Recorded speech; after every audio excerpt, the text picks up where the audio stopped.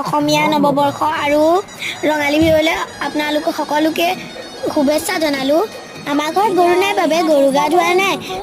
মই যে আপোনালোকক দেখুৱাইছিলোঁ খুৰা ককাহঁতৰ ঘৰত, এয়া শাক পাচলি আৰু মাছ দিছে খুৰা ককাহঁতৰ ঘৰৰ পৰা।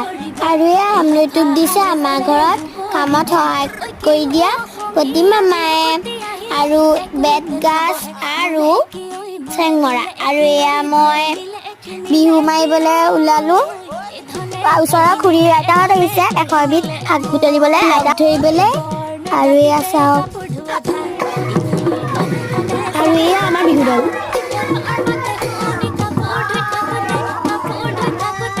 এয়া আইতাই জাক দিছে গধূলি আগফালে। আৰু এয়া আইতা আৰু মামীয়ে ৰাতি সাঁজ ৰান্ধি আছে।